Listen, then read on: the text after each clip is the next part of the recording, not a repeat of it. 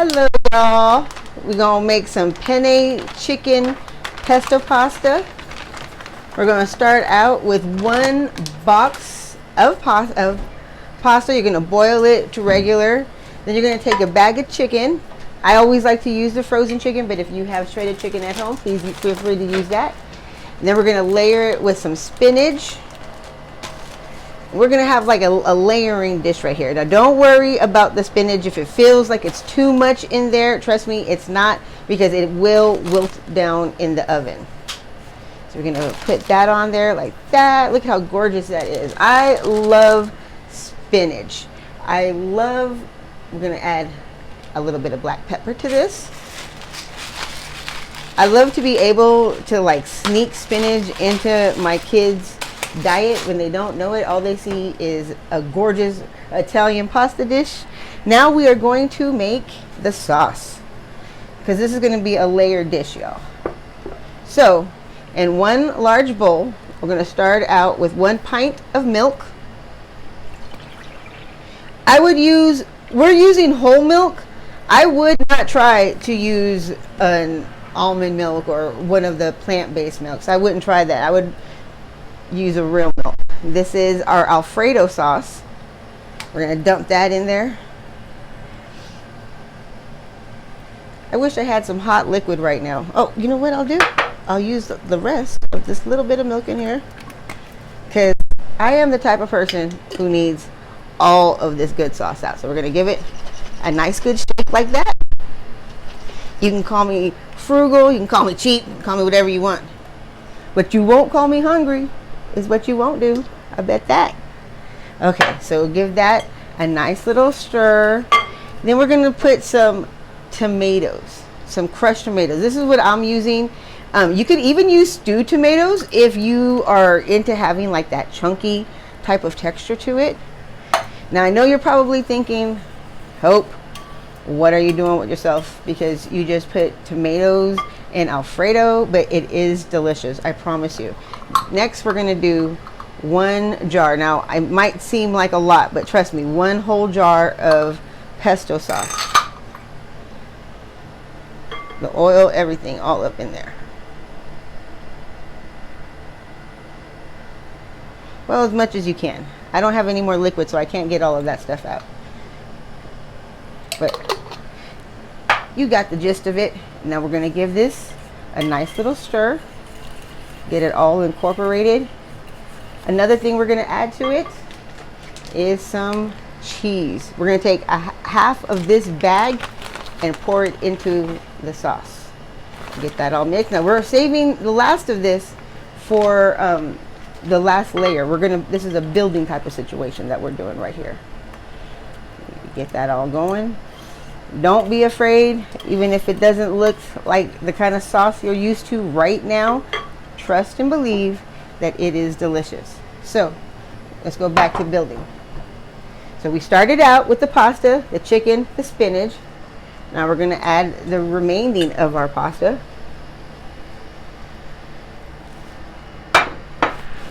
We're going to take, let's get all that cheese out of there. We don't want no cheese left behind. We'll do a little bit of this, the sauce.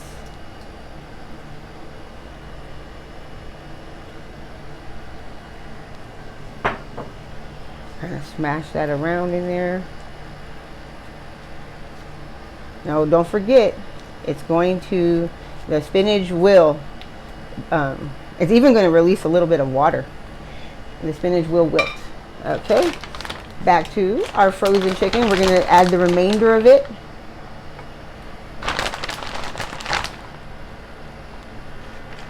The frozenness of the chicken, I don't even know if that's a word, but the ice in the chicken is going to also melt and create just a little bit of liquid. And then the last little bit of your spinach. You know, if you wanted to, you could, let's say you have some leftover Italian spicy sausage or just a regular Italian sausage, you could also dollop a little bit of that too. That would be delicious on this. Now we're going to add our remaining sauce.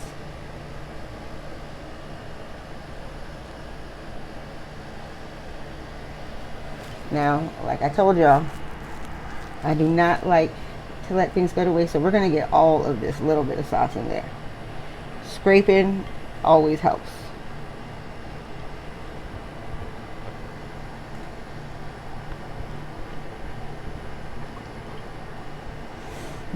It smells so good. You know, my husband just loves Italian food.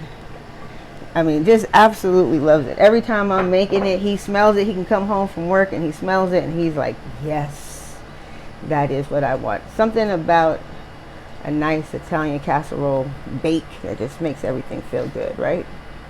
All right. Now, in case I didn't tell you, let's not forget that I started out in a prepared oiled pan. I used some Pam so that it doesn't stick. Now we're going to add our last remaining of cheese. Sprinkle that on there like that. You're going to prepare your oven at 350. And since the pasta is already cooked, now I cooked it al dente. So when it's going to kind of bubble up a little bit more, swell up a little bit more in the cooking process.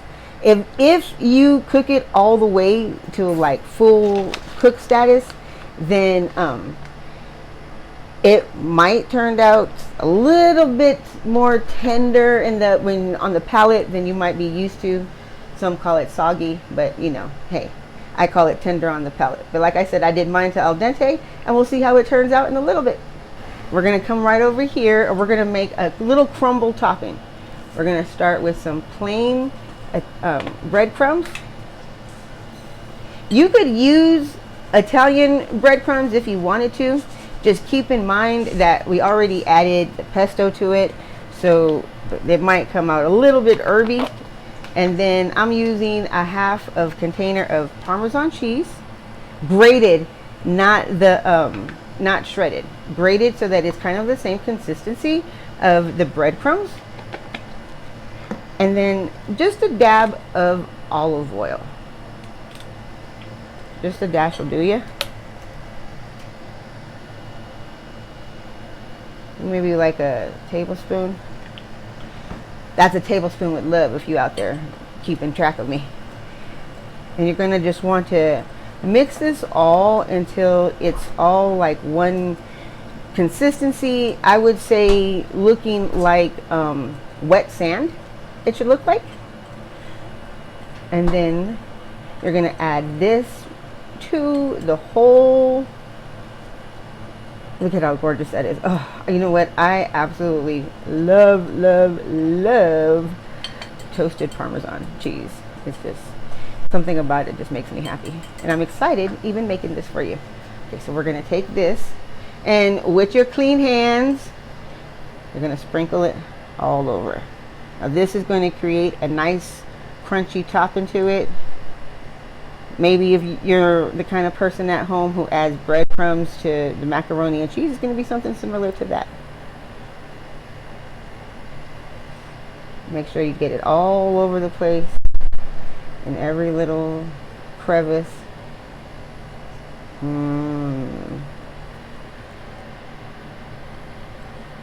right, y'all.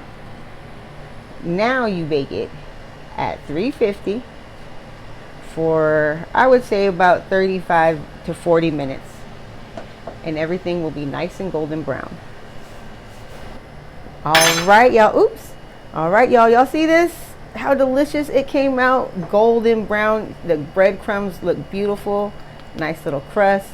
Now, I like to give it just a little bit of a stir so that those breadcrumbs can kind of get in there and start to soak up that delicious sauce that we made. And that cheese, everything is good with cheese, right? You know, if you wanted to, you could even maybe sprinkle some fresh Italian parsley, some tomatoes. Maybe if you have some heirloom tomatoes that you want to use from your garden, sprinkle a little bit of tomatoes on there. Look how delicious this looks. The spinach, everything. Now we're going, I gotta take a little bite. Even if I got a bum tooth, y'all.